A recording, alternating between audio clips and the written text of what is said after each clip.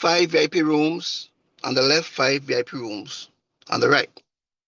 But it goes deeper than that, Mary, because our carnival is just for 2 weeks. We also have a restaurant up there that we could use for sit-down dining.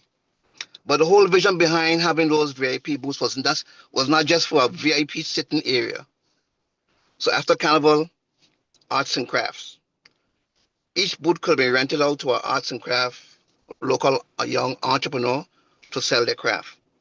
While the booths downstairs sell food and drinks, we have arts and craft on the second floor. We also have a restaurant to sell local cuisine. So when you have a small cruise ship dock up in Sandy Ground and you're taking guests to Shoal Bay, you make a stop, you have the guests sample some food, buy some local arts. The other end of the village we have the backstage area. We also built it in a way that each contestant, whether it be Queen show or Calypso show, will have an area where they could sit down, rehearse, and get ready for the show. Too often in my time in Carnival, I see fellas sharing 6, 7 guys sharing one room. Today we have 10 rooms, each Calypsonian have their own room. We have 10 rooms, each Queen have their own room. And upstairs, that facility is not built as yet, which is the last phase. We'll put in the Youth and Culture Department. Now, I want to backtrack a bit.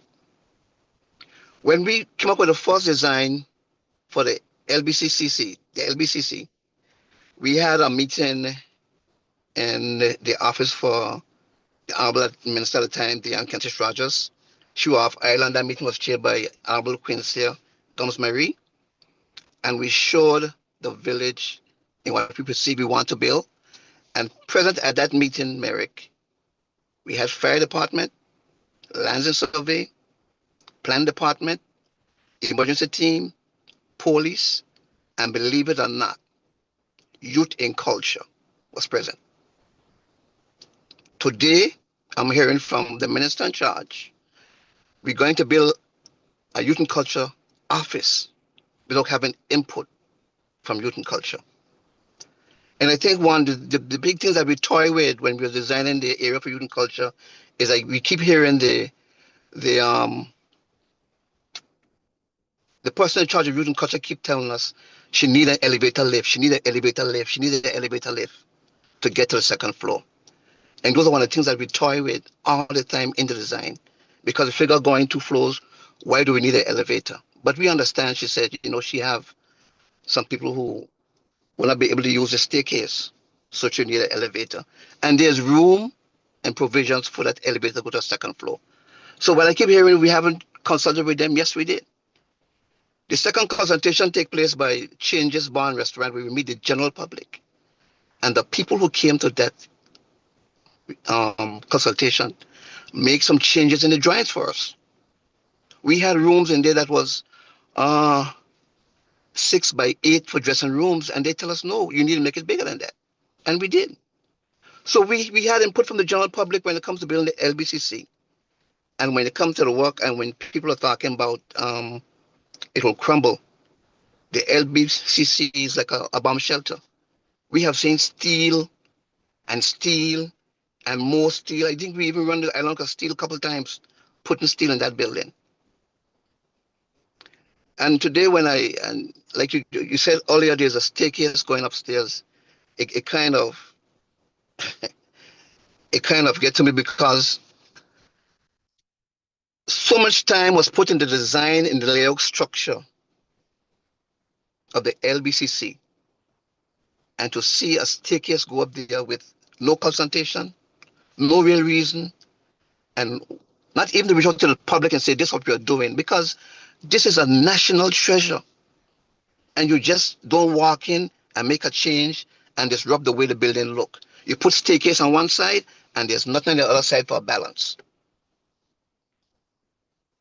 It's not because Courtney Morton was the lead on the design. There was a lot of thought put in that building. There was a lot of time put in the design.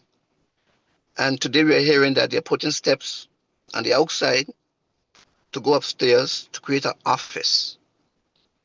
So we'll no longer be having a restaurant upstairs. We'll be now having an office. And the funny thing about this steps on the outside is that there are two staircases on the inside that take you upstairs. And in less than 30 feet, 20 feet around the corner, there's a staircase going upstairs also. So it's a waste of public funds because the two staircases upstairs inside take you to the same location. The step outside is taking you. Yeah. You know. Also, Not a it's lot of thought put into it. not a lot of thought put into it. And there's more to say, but America, I'll leave the rest for so other people get on the conversation tonight. Thank you. Thank you, Mr. Morton. And again, like I said to Mr. Hodge, thank you for your service because I know the many long hours you put in trying to get that design up and ready for the Lansing Bowl Cultural Center. And we thank everyone who had a part to do with getting it to what it is. I mean, persons can say what they want now after the fact. I I heard the Honorable Premier sometime back making the comparison that um, they should buy the house in the UK because the Lansing Bowl Cultural Centre is only used once a year. But if the Honorable Premier would just drive around a bit, maybe drive, she would have seen that the Lansing Bowl Cultural Center was used up until the end of December, I think it was.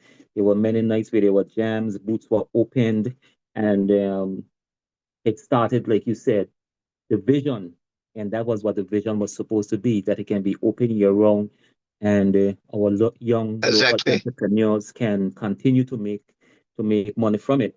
And we saw But part of Merrick, that happening this year. Yeah, go not ahead, not Courtney. not the cultural truth, but the life of the village and the operation of the village depend heavily on those in charge of culture. They Hmm. must have the vision to do things and use the village. It's there to be used. I can't forget when we opened the village, I had a visit from a lady from Tatola, and I gave her a tour of the village, and she said to me she would like for her government to build something like this. The same sentiments was issued by the tourist board from the U.S. Virgin Islands. Yeah, They could not believe such a small island like Anguilla had such a beautiful edifice, yeah. built fit for purpose. And when you hear the dry remarks and the careless remarks, so it's not no good, it's gonna crumble. If you have to have a trim in the valley, every house in the valley will fall before the LBCC. Hmm. You Yeah, know, yeah. so I just want to make that clear. Yeah, no, the AUF administration, they're very good at crafting their own narrative. And, you know, the narrative, everyone was like, hey, the LBCC is no good, but yet we see a few months later, they're about to go upstairs. And like me and Hayden was discussing on our Monday show, you know, if the foundation is no good, why would you go upstairs? I mean, it's only common sense. But I'm gonna jump over to Jamie. Jamie, good evening. How are you?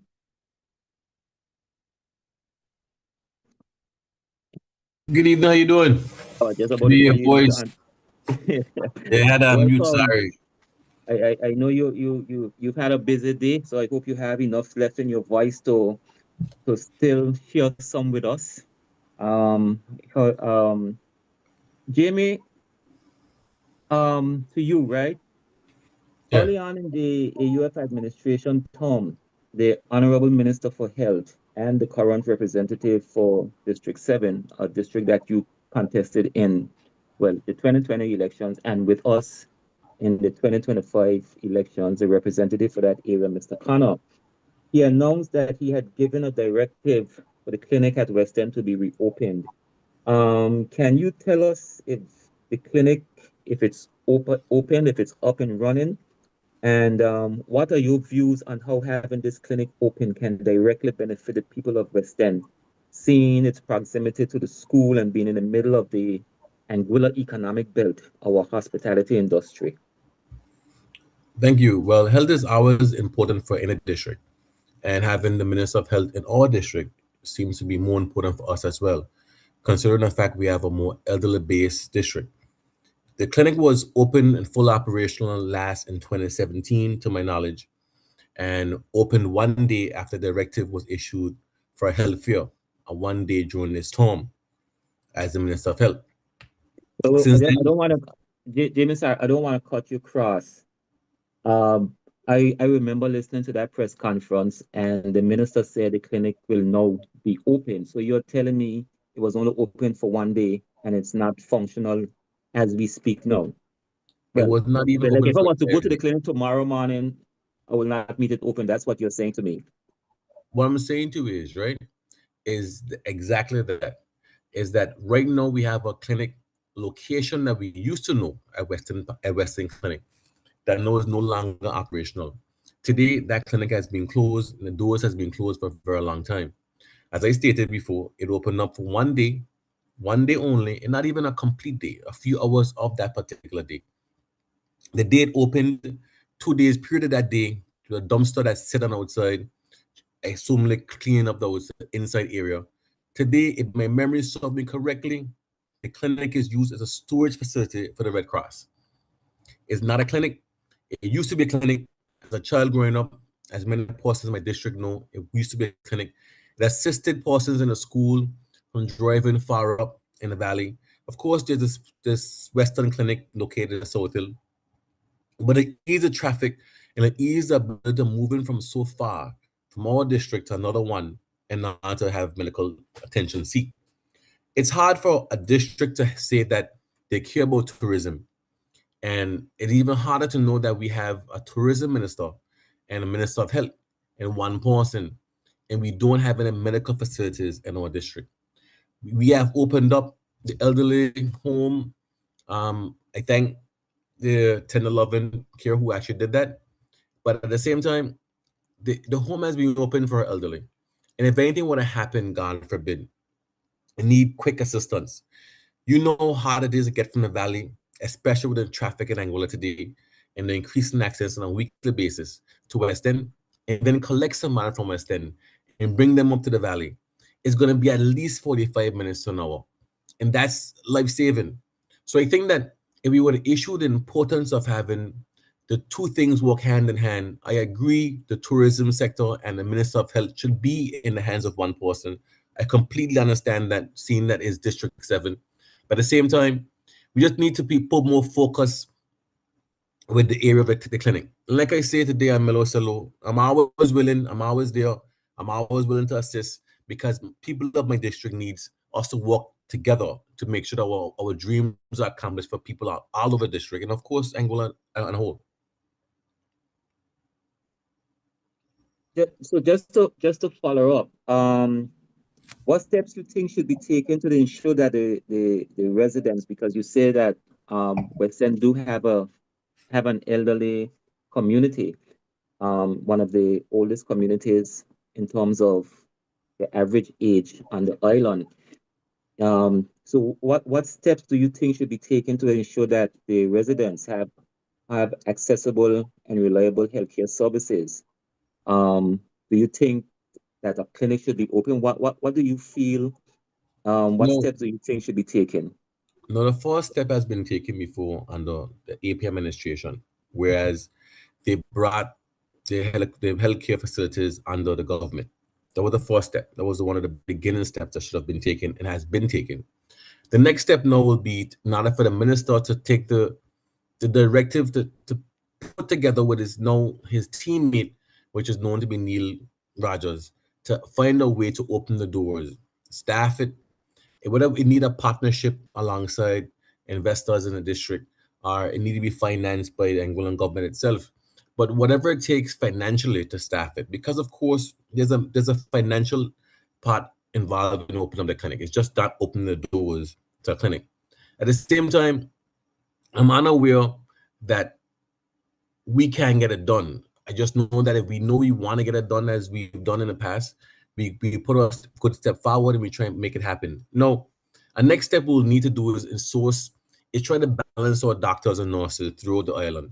Now I know that we have shortage of medical persons on the island itself, but we can try to balance it somewhere along the line that we can have someone to be staffed there on the peak hours of the day and maybe during the course of the night, whether it be routine check through the island or just a hour.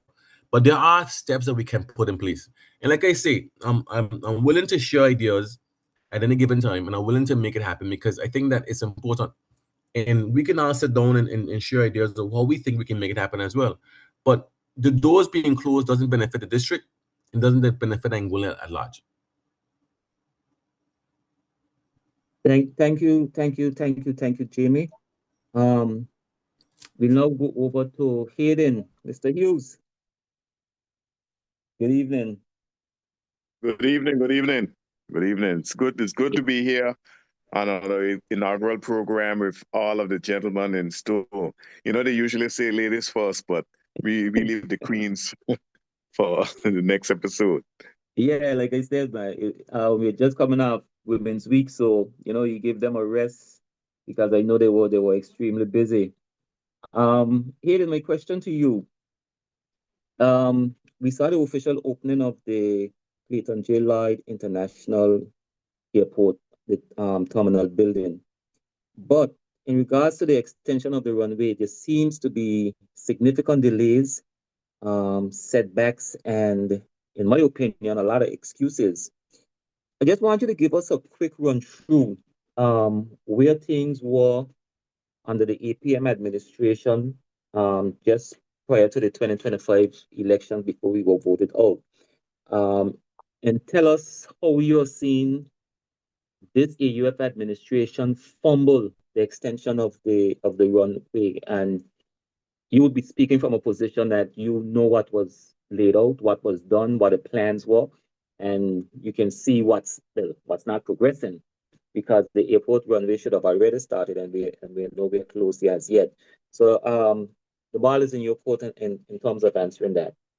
Well, Merrick, you said something earlier that was very important. You said the Anguilla United Front has a way of creating their own narratives and convincing the people. The Anguilla United Front demonized the development of the Clayton J. Lloyd International Airport.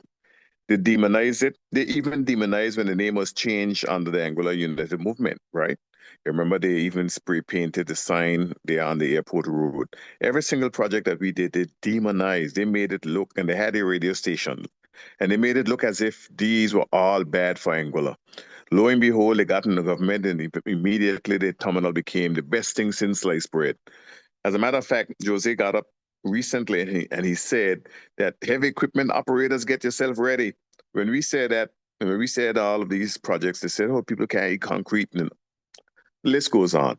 But first and foremost, the airport development in Angola was supposed to be a 20-year plan.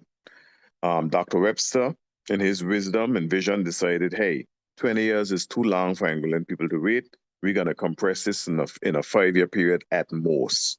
And so we set out to do that. But while we are doing all of the preliminary works for the extension of the runway, we had no choice but to move forward with the terminal and other associated works. Because for Anguillians, and I know the Anguilla United Front knows this and are acutely aware of this, but they like to fool the people and prey on people's ignorance. International airports, like Anguilla's, is regulated by regulators that are outside of Anguilla. Our regulator is ASI. In most of the airports in the world, it's the FAA, right? Especially in the US, it's the FAA, the Federal Aviation Authority. In Anguilla and BVI, in some of these territories, it's ASI. And so ASI dictates what the requirements are. Last night, Curtis Richardson and I was on a program. He spoke about the importance of fire trucks. If we don't remember, back in 2016, the airport was downgraded and basically almost closed down because ASI found that the fire trucks was not up to standard.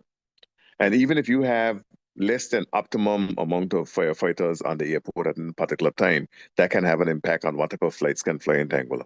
So while we're doing all the preliminary works for the runway extension that we plan to do to 7,000 feet at a minimum, we decided, since ASI was breathing down our throats and threatened to close the airport and downgrade our airport, let us give them the indication that we are serious about moving forward with the airport development, and in particular the terminal. Because even before we did the new terminal, we were working on the old terminal. When we came to office, people were arriving on a tent on the eastern side of the old terminal. People were sitting in chairs that we went to school in. The state of the terminal was in a state of disrepair. We said this is unacceptable, and we allocated shift funds around to ensure that we can upgrade the airport for the visitor arrival experience, especially given the fact that we were in a COVID period. And so we started doing all of this work. But while we were doing this work, the Anguilla United Front was criticizing us for doing the terminal. It seemed as if they wanted us to wait until 2025 to start the airport extension to then do the terminal, even though the regulatory body was saying, hey, you got to do something about your terminal. So while we are doing all the preliminary works for the runway extension, the smart thing to do was to do all the associated work so that you don't have to wait until 2026 and beyond to start these things. So there's a lot of work that went into those preliminary works. It was the apron expansion, there was a parallel taxiway, there was a custom cargo building, there was expanded apron space and parking space. There was new parking lots with solar street lighting that was installed. All of these things were done, and then the airport terminal building commenced its works, again, under severe criticism. And in 2024, we finally got the valuation completed. I don't know if you remember, in 2024, the valuation was finally completed for the lands that we needed and the scope of lands that we needed for the extension. And so we could move forward. So we went to Executive Council. We appointed Jason Leslie Hodge as the valuation officer and the acquisition officer. Sorry, the acquisition officer, not the valuation officer, the acquisition officer. And then he went out to discuss with all of the landowners the acquisition of the land, right? Through negotiations and discussions, which was going extremely well, very amicable. This was 2024, with the goal of commencing the construction of the runway extension in May, June of 2025. The Anguilla United Front came to office, couldn't be bothered. Up to July of 2025, Shelley Rogers Webster got up in Parliament criticizing the airport. This is July 2025. And then in September, we saw some minutes that indicated that they were now looking to extend the runway. Now, Shelley Rogers Webster, Corey Richardson Hodge, and other members of the Anguilla United Front, they also said that instead of reusing taxpayers' money to develop the airport, we should have forged partnerships and look for partners and look for investors, and also the possibility of getting the British government to do it and so forth, that this wasn't a direction that they would have taken. Needless to say, I listened to an interview with Kyle Hodge, and he was asked about the airport extension and how will they finance the airport extension, and he said, taxpayers' funds. That's how the United Front operate. They would say anything and do anything to fool the people just to get into office. And because of their truancy, because of their neglect, because they spend more time on planes rather than doing their work, the runway extension have been delayed for more than a year. It's not only the runway extension that have been delayed for more than a year, but the runway extension in particular have been delayed for more than a year. North Hill Road and Phillips Drive Road and those things have been eliminated altogether, you know? So it's a tremendous disappointment. And then there was a controversy about being invited to the opening ceremony. A lot of supporters of the Anguilla United Front believe that I shouldn't be invited. As a matter of fact, we were prohibited from even going on the project. No, when we were in office, the Anguilla United Front had free reign to go on any project that was being developed because it's a people's project. I'm a member of the opposition, and I cannot go on the project. You know, I recently, for the first time, entered the new terminal building. I went to the Gums's Anguilla Air Services, Trans-Anguilla. I went there to visit someone there, and I got a glimpse of the inside of the airport. And it's a magnificent, beautiful terminal building. And I'm very proud of the work that we did. And if you listen to all of the things that are being said, case in point, Marvin Hanley recently wrote an article talking about on the leadership of Corey Richardson Hodge, .ai. .ai, that AI has been around. I mean, that's another subject for another time. But but you understand my point. This is the way Definitely. the Anguilla United Front operates, and I hope the people of Anguilla have recognized that a year plus have passed, and they have not brought anything to the table other than creating more hardships to the people of Anguilla, because they went ahead against all the technical advisors, business community, and implemented 2 new taxes that have increased the cost of living to the people of Anguilla. And tomorrow, starting tomorrow, freight into Anguilla is going to go up exponentially, and there's no relief in sight because they say they don't give handouts. The people can eat concrete, they say. But he didn't have to cut you out, but I'll go one better. In the press conference, the government's press conference on Monday, the Honorable Premier said, we here don't have to worry about what's going on with the geopolitical situation at this point in time. So, Merrick, are we Merrick, surprised? there's a visionless set of people in office. Corey Chutson Hodge, back in 2009, Edison Beard dubbed her Dora the Explorer.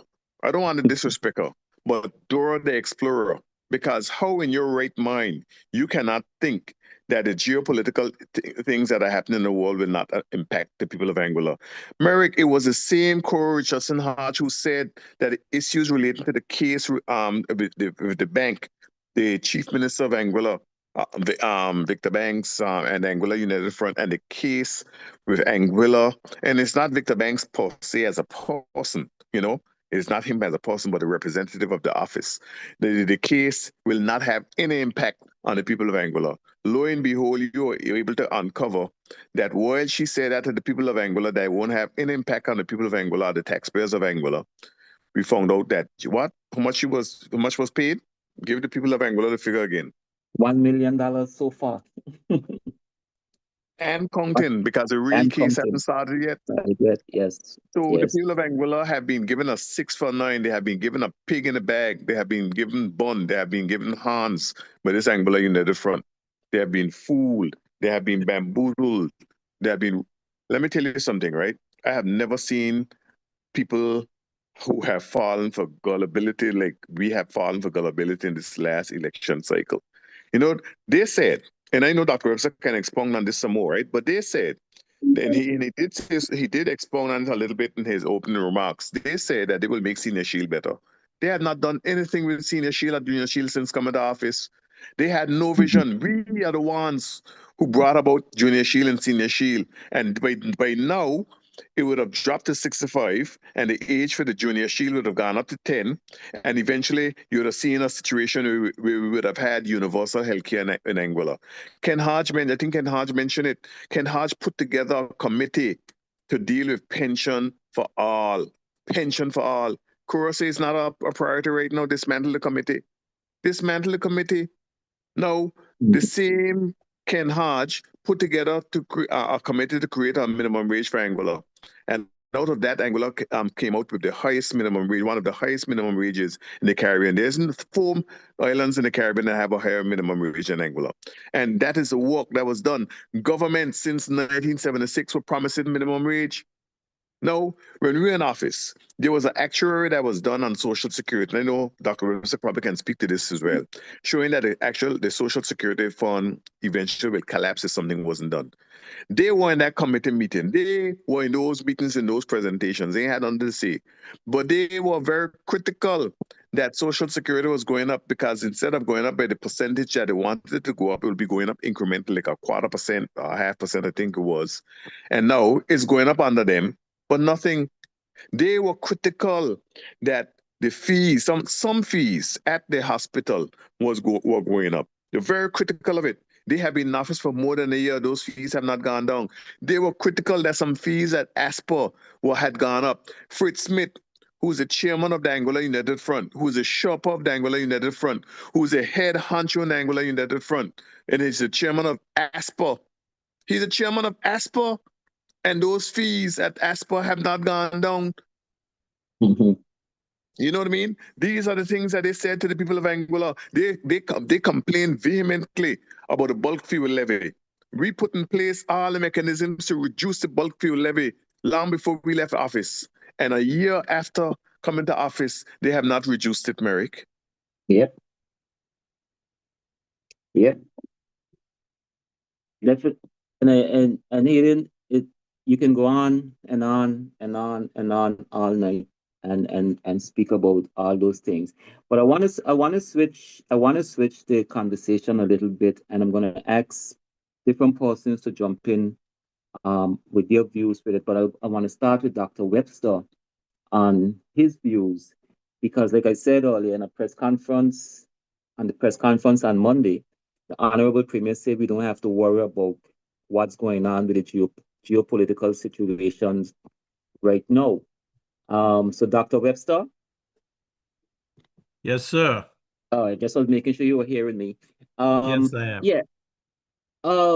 As the former Minister of Finance and Economic Development, um, how do you see what's going on geopolitically with this war, with the obviously the rising costs of fuel?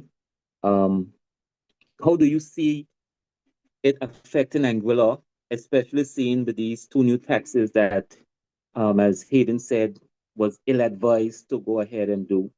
That had already started the rising cost of food, especially on the island. How do you see this geopolitical situation playing out further down the line for the people of Anguilla? Um, Yes. Uh, I want to thank everyone for their insights and input so far because it shows that even out of office, we still seem to have a better grasp of what's happening in Anguilla and in the world itself than the current administration.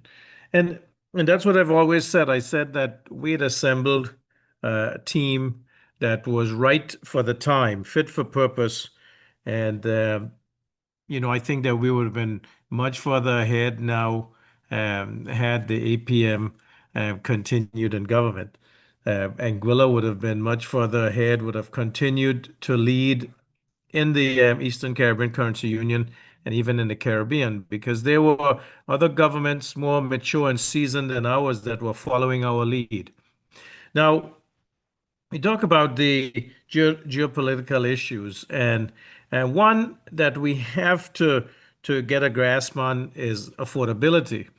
Uh, you know, Brother Atlan talked about food security and how in these times it would have been better if we were growing more, feeding ourselves more, and that is why when I was chairman of the Monetary Council, we ensured that monies were given to each member of the currency union to help with food security. Anguilla procuring almost $2.5 million to work on those strategies. And we must thank the work that was done by the former Minister of Agriculture, Quincy Gums Marie, um, for getting a good start. And had she been able to continue with the budget that we had of over $2 million plus the 2.4 million we got from the Eastern Caribbean Central Bank, I think that we would have been in good stead right now to at least be able to feed our people and not have to be concerned about them shipping lanes being closed down, about food supply being shorted, and the cost of living rising. I just want to talk about the two taxes, as you mentioned, and then I'll get to energy, which I think is something that we see as the cost of the cost of fuel, oil has gone past $100 a barrel. We know that at some point we will be paying more because it's going to cost more for oil itself. It's going to cost more to ship it to us. And there may even be a time when we don't have access to it, because I know that there are countries right now that have cut their work weeks to 4 days a week because they don't want to run out of fuel. That they've cut back on certain industries, cut back on certain activities to make sure that they're not utilizing energy where they feel that they have to start stockpiling for bad days ahead. And we know there are bad days ahead because when the superpowers are fighting and wrangling these things, we in Anguilla, who are at the mercies of these superpowers, will continue to suffer in that regard. And so these two taxes, the goods tax and the general services tax. Now with the GST, as we had brought it out, the goods and service tax, you know that this was not a tax on businesses, because businesses, the 13% they paid at the port, they could claim it back the following month. The 13% that they paid on security, on legal fees, on accounting fees, Uh, all those that 13% they paid on communication and on energy, they could claim it back the following month. So they were able then to pass on that savings to the people.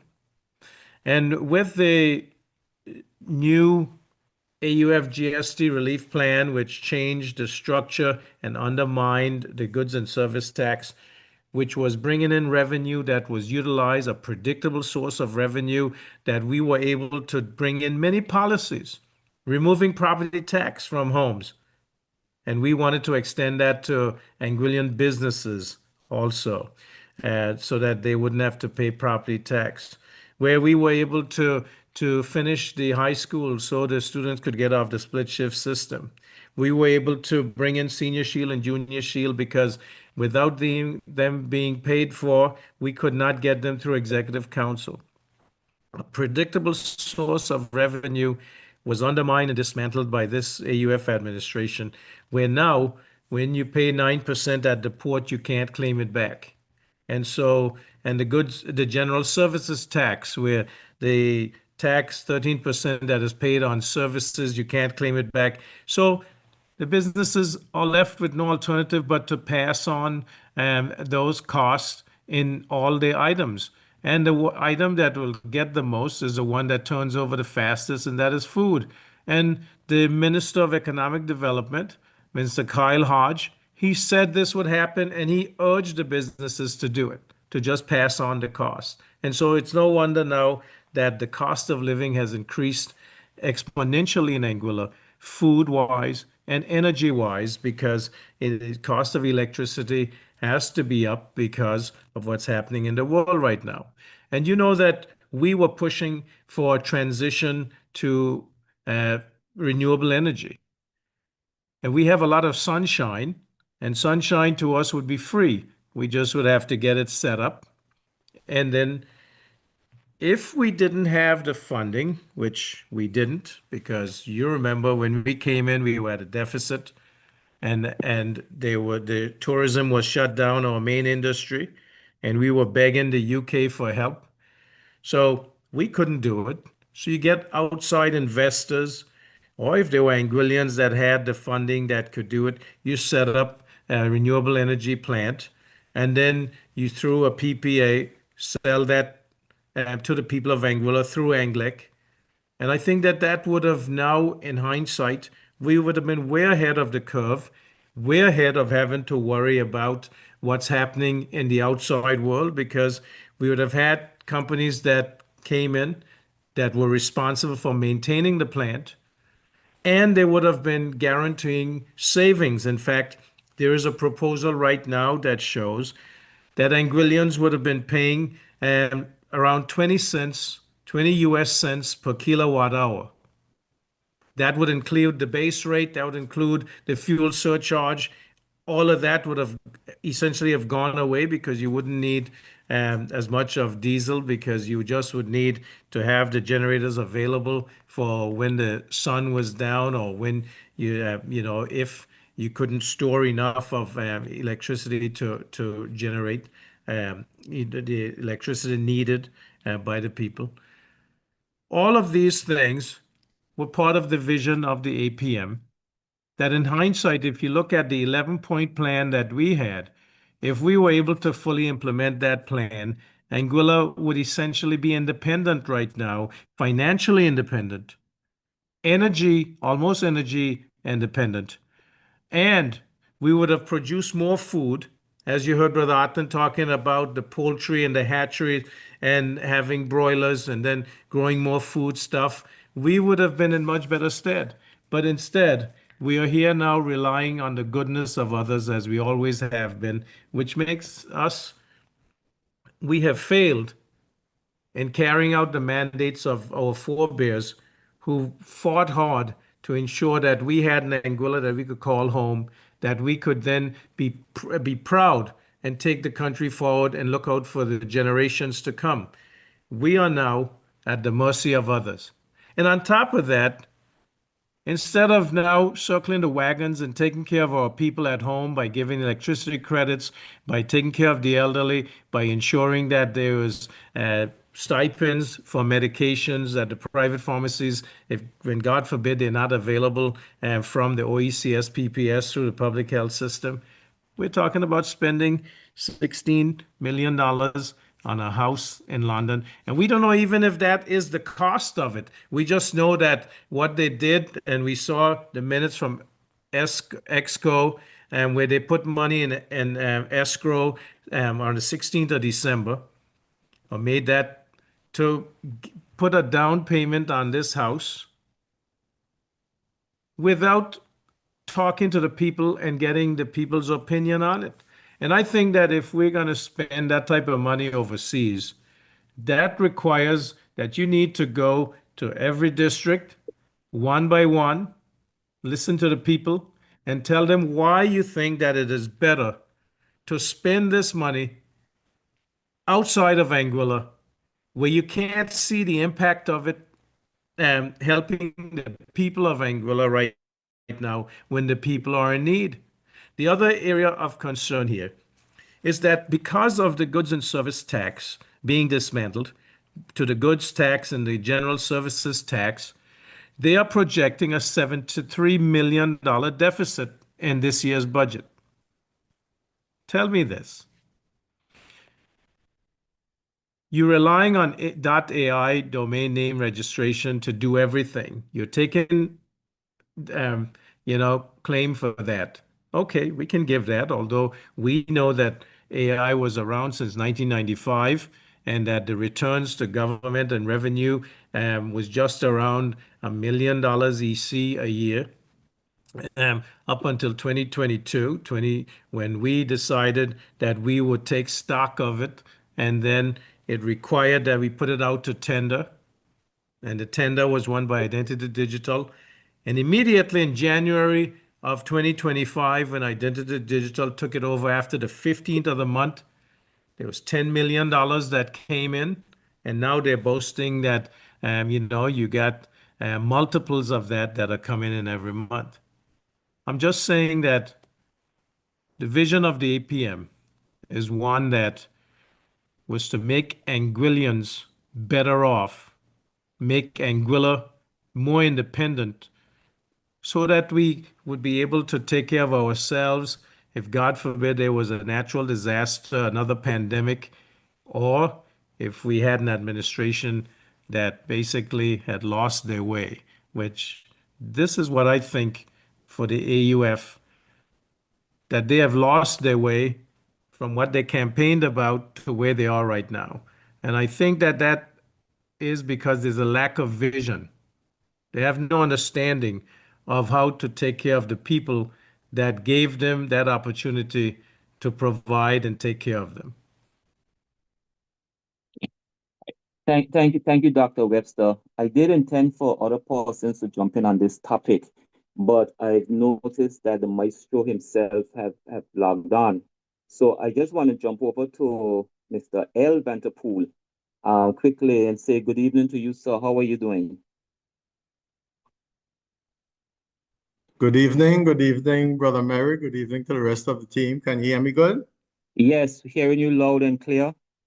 Um, so Teacher Lennox, other than being a musician, you're a teacher and author, and you were the chairperson of the Education Task Force.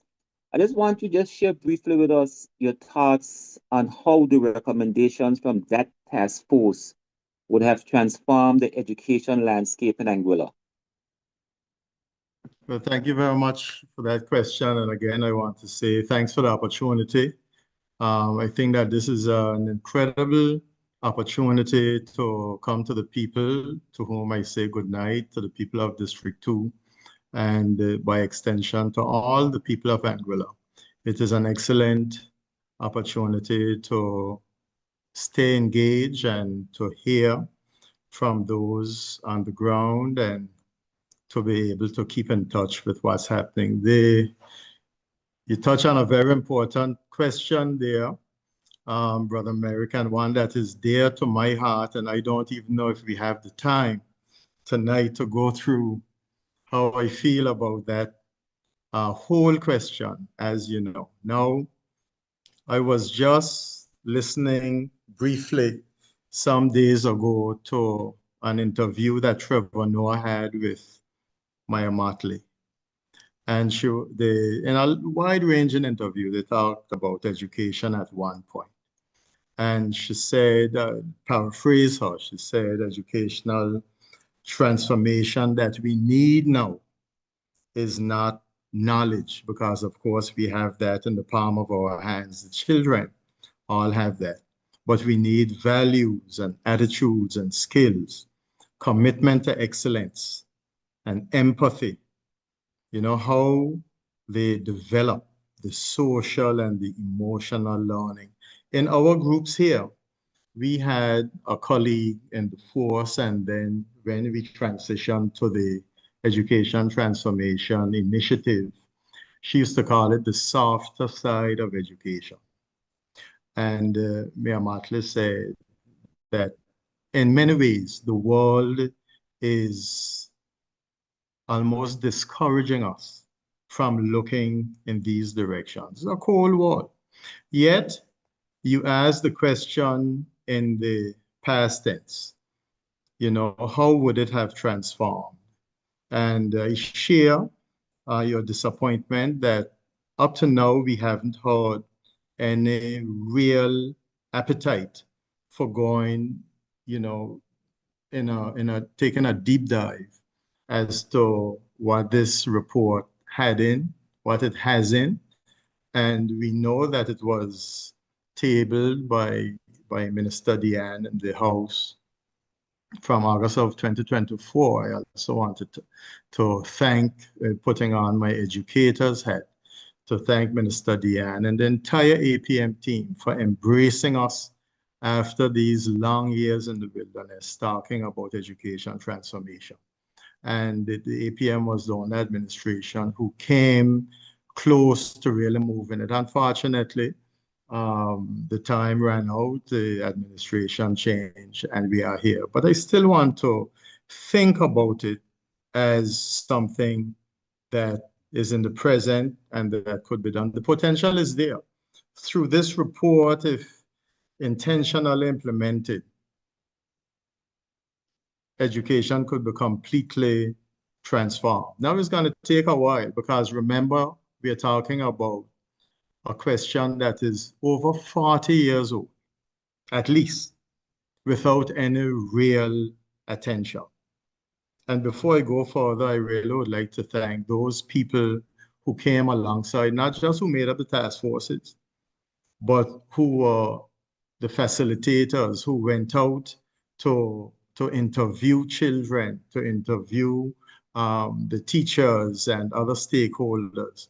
And that is why when I hear that the narrative that some persons say that they didn't know anything about it, some such thing, it makes one wonder where we really want to go when we are talking about the fit for purpose education. Recently, I heard on the government's press conference they're talking about a literacy policy. And I really sat up in my chair, because I know that the literacy policy from as way back as 2012 is, and we have found it to be a solid policy. But so to go back now to generate a literacy policy. In this administration, we have, apart from the sitting Minister of Education, at least two other ministers served as ministers of education. And so we know that at least some sort of experience should be there, some sort of know-how, memory as to what went on and what could go further. Maybe I'm digressing a little bit, but I'm going to come back to your question if you'd indulge me a while. Because even when you look at over my particular career, we look over 40 years, and we saw that every thing that CXC wanted to pilot, Anguilla was a pilot in it. And it piloted in Anguilla. Up to here someday, something came up. Anguilla is going to be the pilot. I was talking to some colleagues of mine. Anguilla is a pilot, you know, a pilot territory. I even chuckle to myself. I say, but with so many pilot projects, how it is that so many people are against the airport renovation, you know, because we have given ourselves to these experimental initiatives. Not a bad thing in and of itself, but where does that leave us in a sort of education transformation that will benefit every child in our care? Because it's a reason why we are found to be eligible for pilot projects. And our main uh, thing in that is that we are small. But it's the same advantage we have to transform education, our small size. Why do we have so many children unable to read in a jurisdiction with only one high school and just a few primary schools? That seems unnatural. What seems more natural is that we have leading world-class athletes, world-class musicians, world-class people in culinary and the arts, the other arts, performing and creative and whatever have you.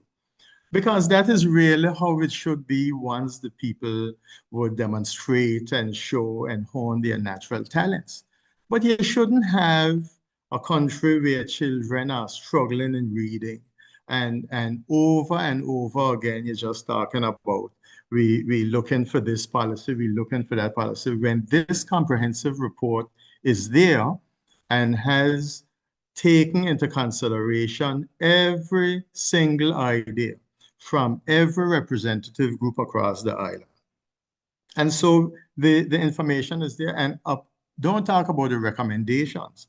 We have had some of the best local talent who've given their services for free. And international, Minister Diane was in contact with some of the leading education transformation experts that perhaps are still waiting to know when they're going to be called. And these are not and were not people who are going to come in here and lord it over us as Anguillians and say, no, the style is to use the local talent, to use the local talent, to use those leaders, those administrators, those long-standing teachers who long to see a better day in the classroom, who long to see a more literate Anguilla, who long to see a more well-adjusted child, more patience, more tolerance, and everything, all across the system. All of that is there. I mean, I marvel. It's just that I really have a passion for it. I'm not expert, I'm not educational, anything in the straight manner of education. I did music education, there's where my training is. But since it was education, I happen to have, and being a trained teacher and whatever have you, I happen to have an idea of what could go on. And when you look and you listen and you read and you interact, you have ideas, you get to know what others are thinking. And then the thing that is, and I will pause on this point, the thing that is most concerning and most troubling is when you hear education luminaries from across the Caribbean, people like Didacus Jules, who have been a long-standing CEO and registrar of CXC, people like Canute Thompson, the leader of the School of Education in UWA, I believe, if he still is. Another Joel Warrican, and all these people who we mentioned some of these people in the report when we tabled it. And it seems so awkward that all of these people will find fault with not Anguilla's system now only, but the general education position across the Caribbean. And there's an Orlando Patterson report, something that came out, I believe, in 2021. And then there's a big narrative surrounding what happened after COVID and what happened after Hurricane Irma when children were displaced and dispossessed and they didn't have connectivity and so on. But the reports will show that learning poverty, which is a term that they use to explain these kinds of gaps and shortcomings, would have been happening long before. So people feel that things like the tablets, the phones, the screens, all of these things where that come to be more convenient. You know, the experts are saying, now, why don't we look at this again and start to deal with connection? You know, the warmth of compassion and empathy, as Maya Martla was saying, and others around here saying. So I don't want to say that we have lost an opportunity, although I'm very concerned with what is the pace at which and what is being what is being foregrounded, what is being prioritized in our present day. But I shudder to think that a work such as the Education Transformation Report, the hard work that we've gone in with people who gave up their afternoons, their weekends, and just went to work on behalf of the children and the people of Anguilla, that would be just set aside for a narrative change or just to say, well, because whatever, we didn't have anything to do with it, so we just put that there. It is far, far too important a work, and our children are far too precious, and Anguilla is the only Anguilla we have, and I find that we are the keepers of the flame now, but we are also our children.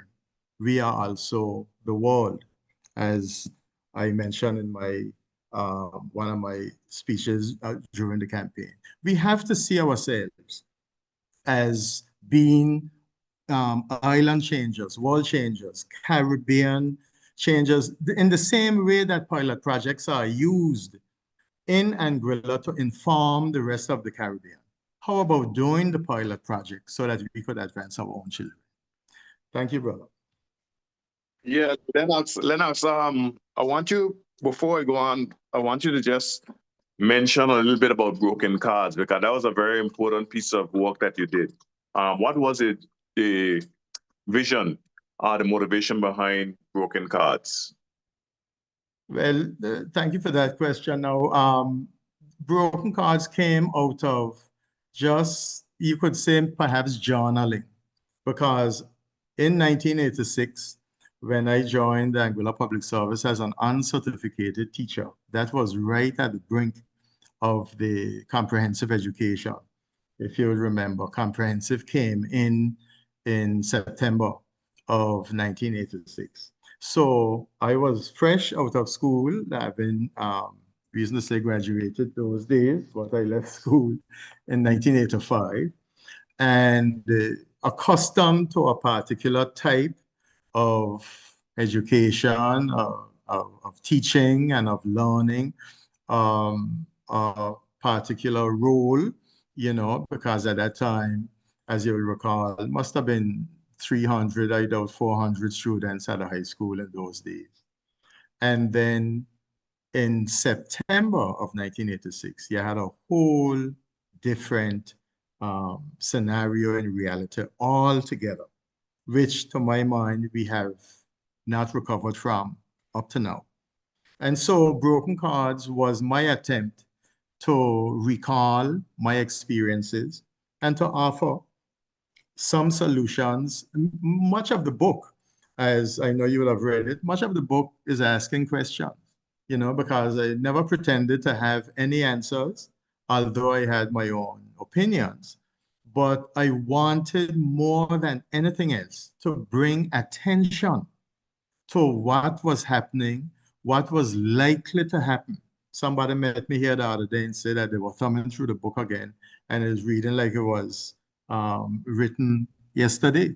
And by the way, shameless plug, celebrating 10 years of the publishing of the book this year, because it was published in 2016.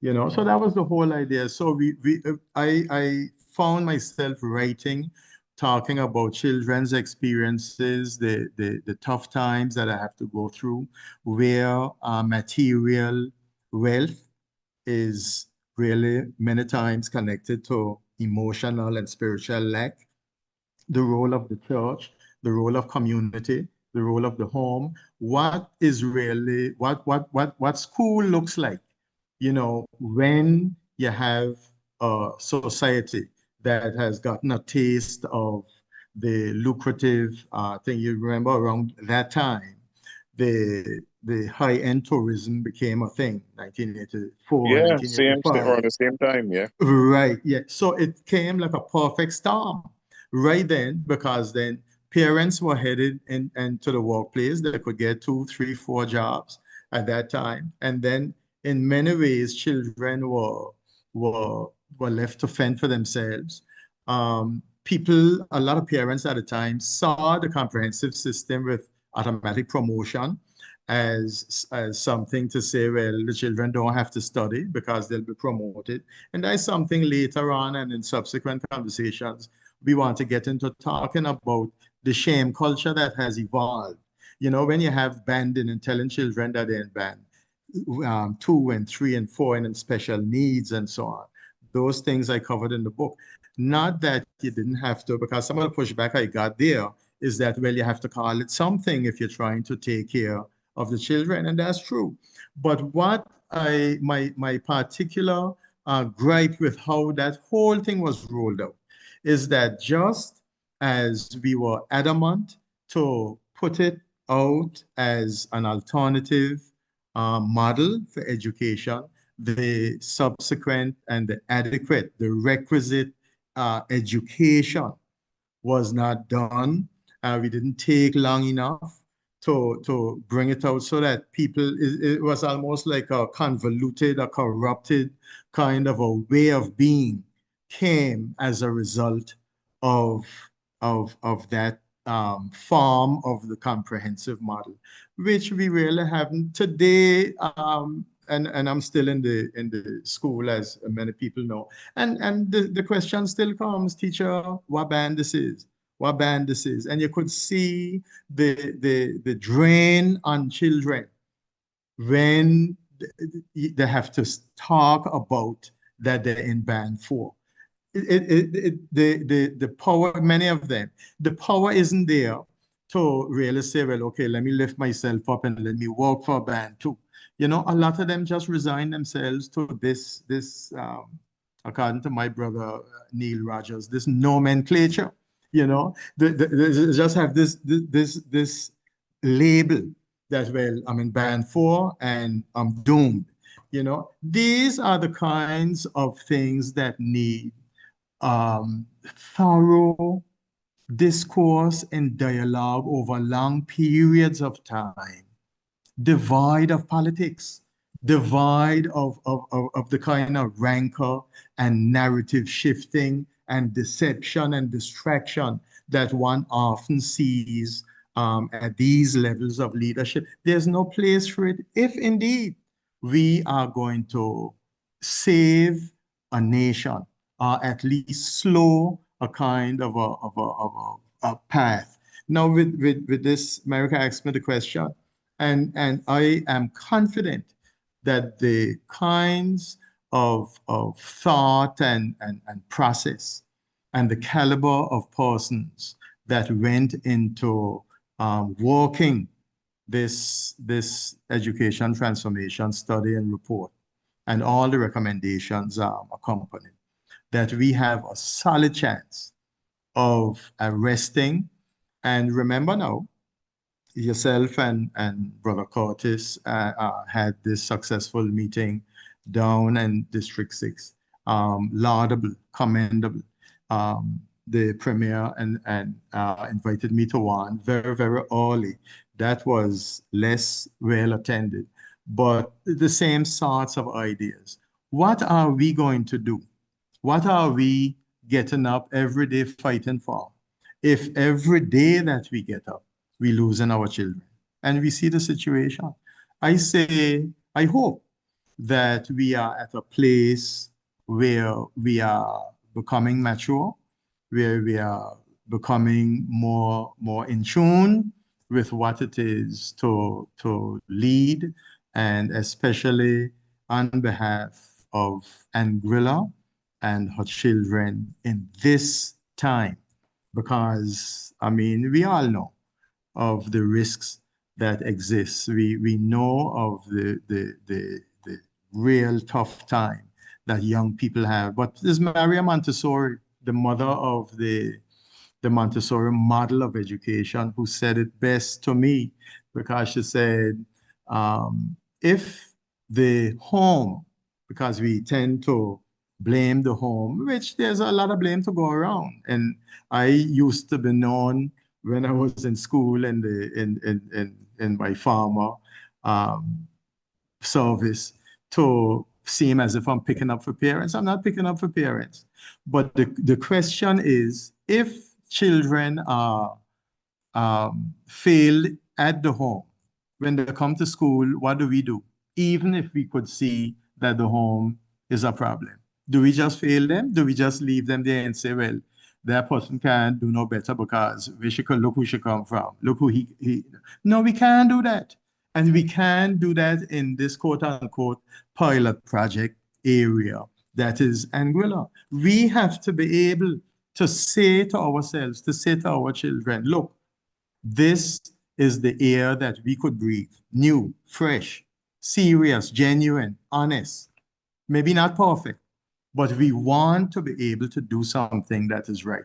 And that's the whole idea of the book. That is, thankfully, that was the feeling of the force that we were driving at, that little group that came out of the launching of that book. And that was where, on day one, when the APM came to power in 2020, maybe it was day two, when Minister Deanne shouted us out and asked us about the work that we're doing and embrace. That is how it got so far. Because before then, nobody from inside, I mean, they heard us, but nobody really took us, I would have to say, took us seriously. And no strike against anybody, because as I mentioned before, it seems that there's some sort of a, one of my colleagues in the education transformation drive say to her, somebody said that it looked like an institutional obey, you know, that you know all of this thing, you know all of the rights and the wrongs, you know how to get to it, you know people who you could tap, yet you look at children dead in the eye, and it's almost as say, well, sorry, we are not going to help you. You know, it is as stark as that to me. Because how else could you explain year over year we having poor marks in literacy, comprehension, reading, being able to, you could see it. You could see it in the children attempting to read lessons in church. You could see them trying to get through a passage in school. In a school, you could see it.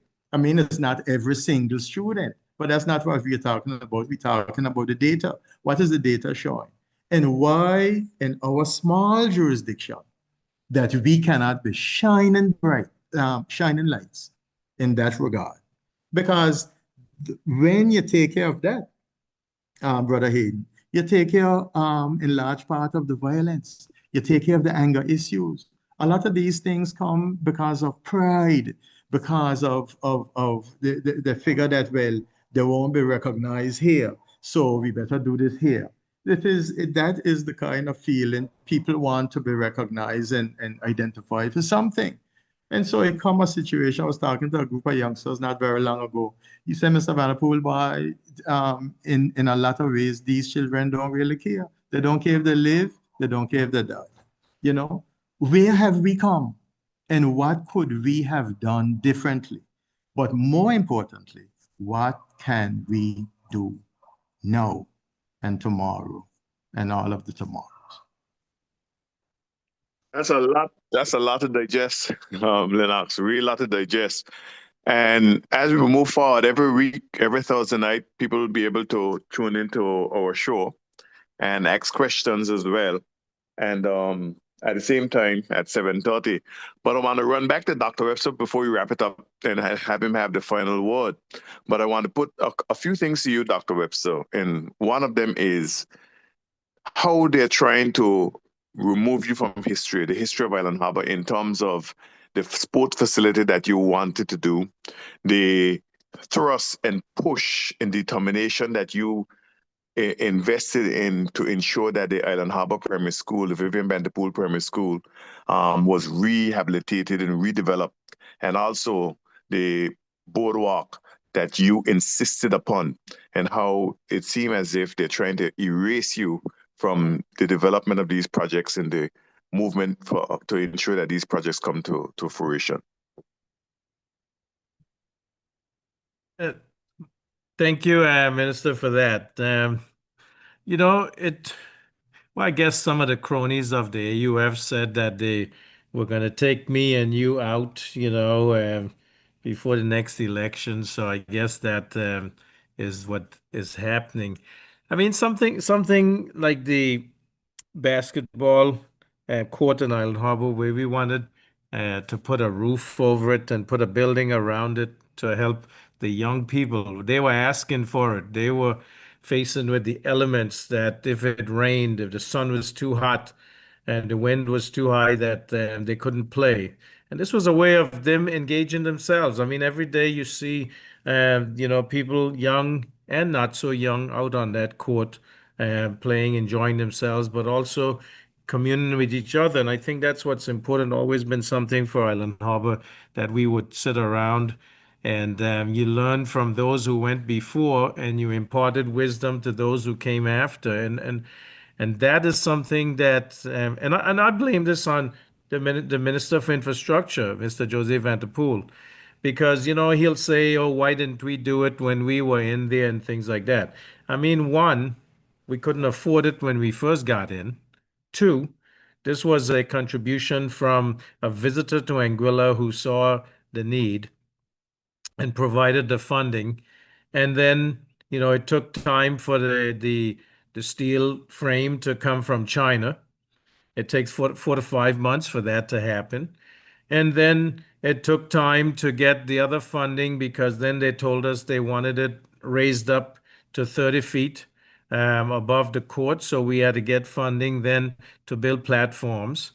Uh, you know, we would have loved to, as the government, be able to take that money and do it, but that would then have required to have that funding.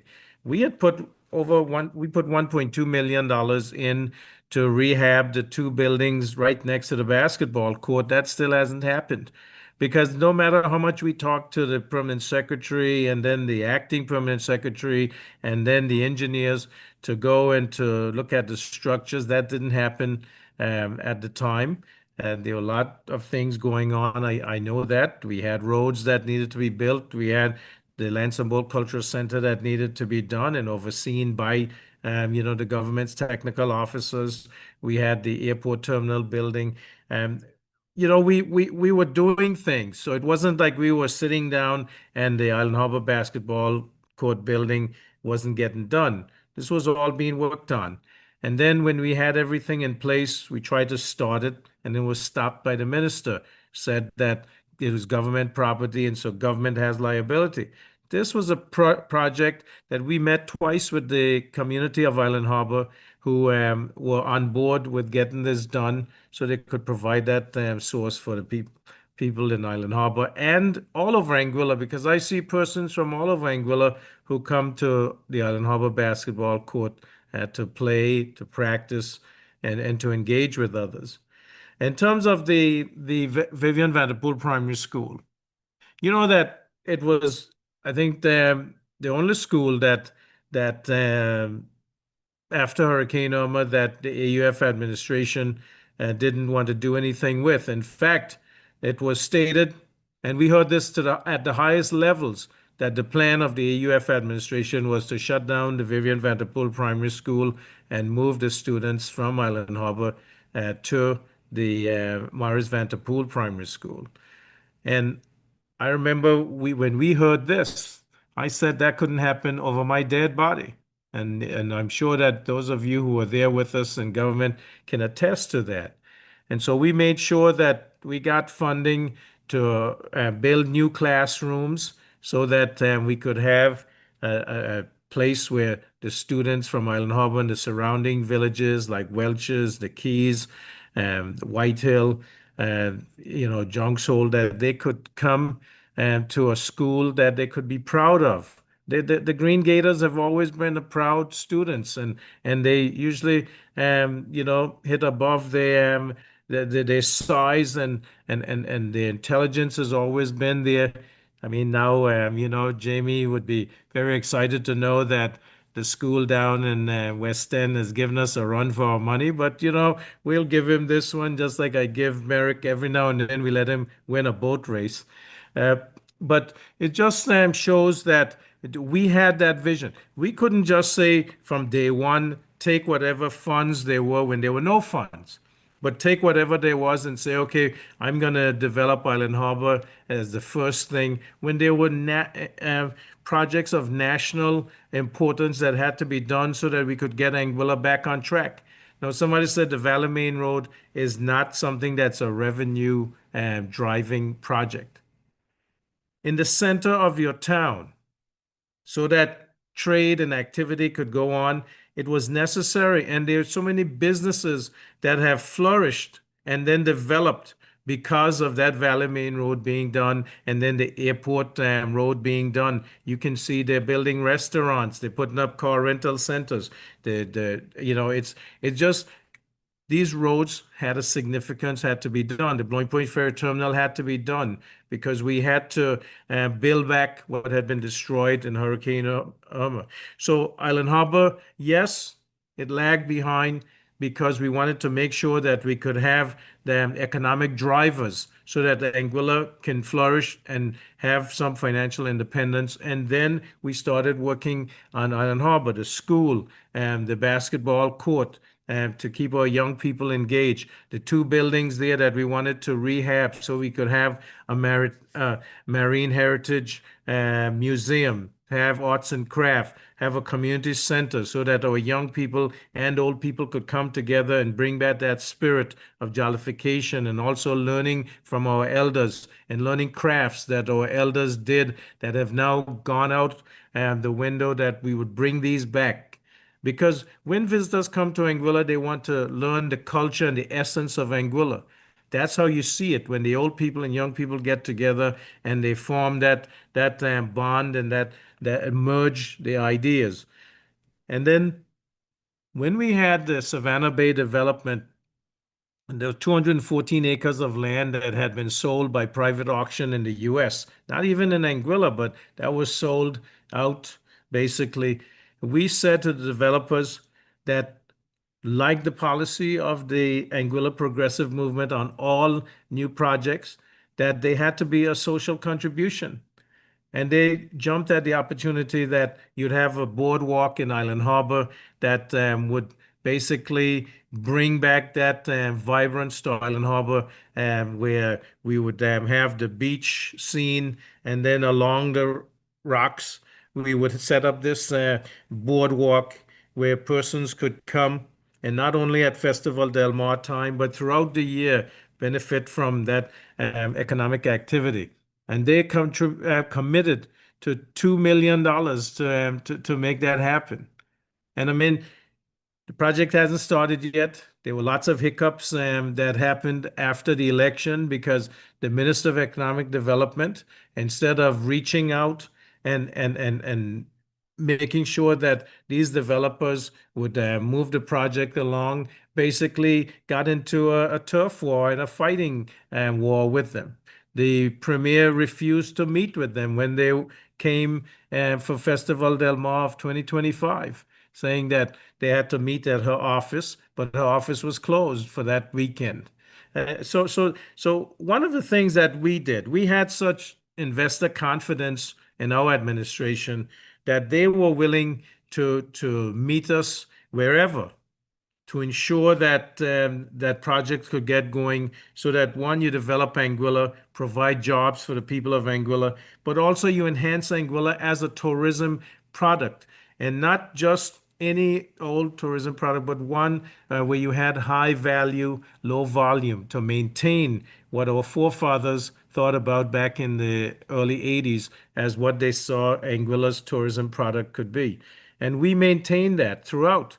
And you, Minister Hayden, as the Minister of Tourism, ensured that legacy continued, and it We got in American Airlines for direct um, travel from Miami to Anguilla, but only after the runway had been fixed so that it had a higher PCN number, so that bigger planes could land.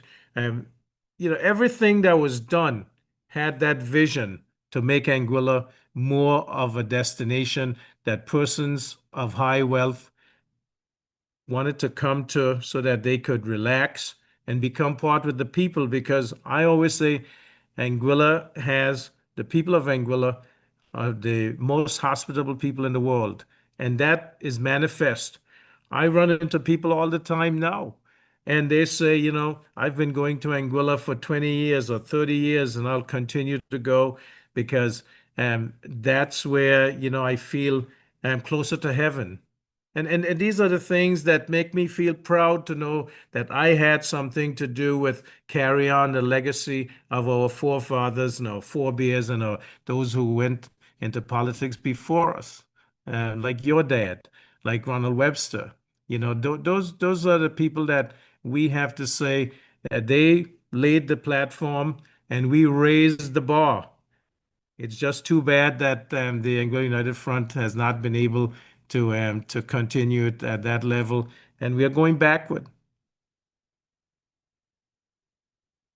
Doc, we're going to come back to you quickly for the closing remarks, but I just want everyone just to give their final word.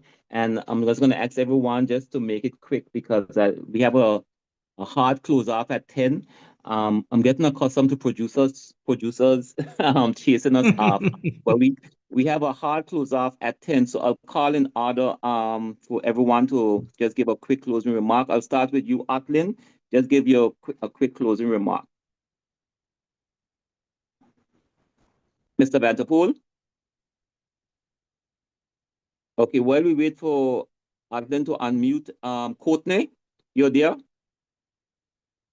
I'm here. Okay, Thank you, just Mary. give a quick closing remark from you, sir. Tonight, I say thanks.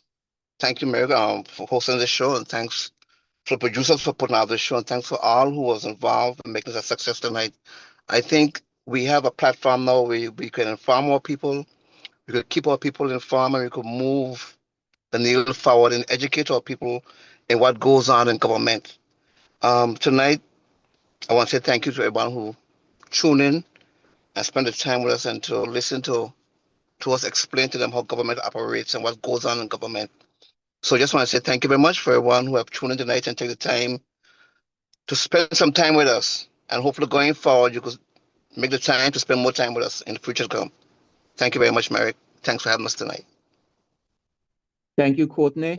Teacher Len, your quick closing remarks.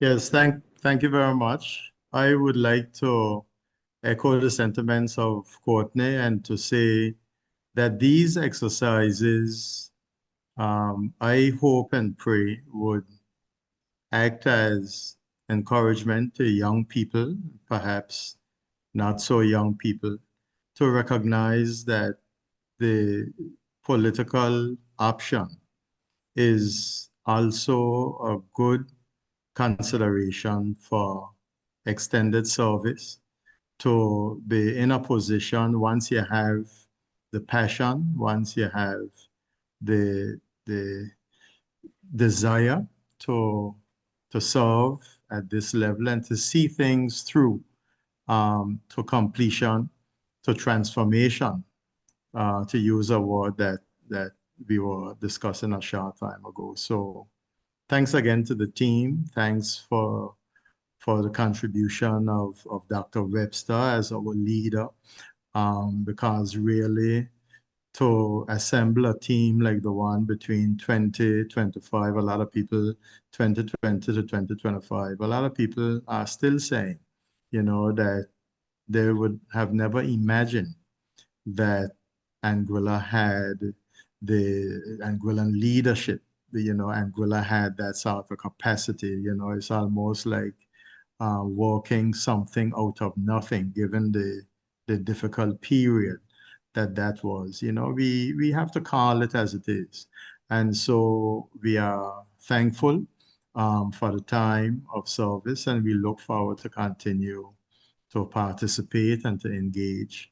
And we want to be a light in a dark time. We want to be encouragement to the others who come ahead, come behind us. Let that be, that that sort of encouragement. So I want to thank all those who are instrumental, and not only tonight, but for going forward. Thanks a lot. Ken, you're there? Yes, I'm right here listening. Okay. Quick closing remarks from you. Thank you, Meg, for doing a wonderful job.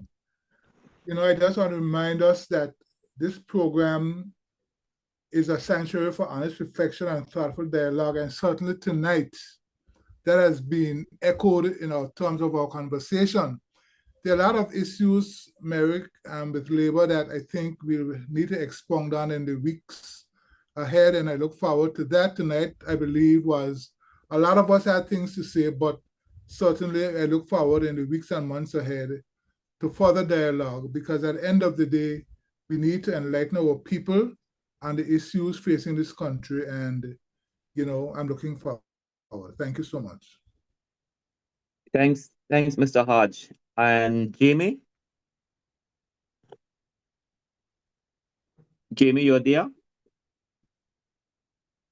Did Atlin, are you there to give you a quick closing remarks? Yes, I think I'm here. You got me? Yeah, I got you. I got you. Good. Just a quick, Good, just good. give us some quick closing remarks so we can close down. I want to take this opportunity to thank all those involved, all my colleagues here, and to the listening public. I hope that what we would have been able to disseminate tonight would at least be food for thought. And I want to say to all Anguillians, whether you're home and abroad, take heart. Things will get better. Things will be tough. Things will get better. But look on the bright side. We are working still on your behalf. And on a lighter note, I want to remind everyone that coming up for Easter weekend, Festival Del Mar is on. So, we will see each other there and we will further our conversations. Thank you all very much. Thanks, Atlin. Hayden, can I get some brief remarks from you? Yes, Merrick. It's just really good for us to be here with the people as a group. You yourself, Dr. Webster, and I, we have our Monday program that is reserved for parliamentarians. But it's good for everyone to get back to talking to the people, hearing from the people, listening to their ideas, listening to their views, and articulate the same. So we are very happy to be here, and we're looking forward to having a conversation with you again next week. Not only on Monday, but on Thursday. So maybe we ourselves as a males won't be here next week, Thursday, but definitely we'll hear from our energetic ladies. We have some powerhouses. We have the Honorable Quincy Gums Murray, the Honorable Deanne Kentish Rogers, and Miss Cleoniva Hodge, who's going to be coming to you next week. So tune in and stay tuned to hear our voices. Our record. We have produced and we are ready to produce again. Jamie, you're there? Okay, okay, Jamie Carl might have dropped. Doc, I'm going to turn over to you, but just before to give the final remarks and to close out the show for tonight. But before I go over to you, Doc, I just want to let everyone know tonight was the first show. You saw we had quite a number of persons, all the gentlemen, all 8 of us on tonight. So this was like a 3-hour special just to whet your appetite for what's about to come. But going forward, the show will be more around an hour and a half to 2 hours as opposed to this 3-hour marathon. But with 8 of us, we just wanted to reintroduce ourselves to you, so to speak, and get you ready for what's to come. A lot more information. Doc, close us out, please. Yes, thank you again, Brother Merrick, for moderating. I know it was a tough task, and everybody needed to get in.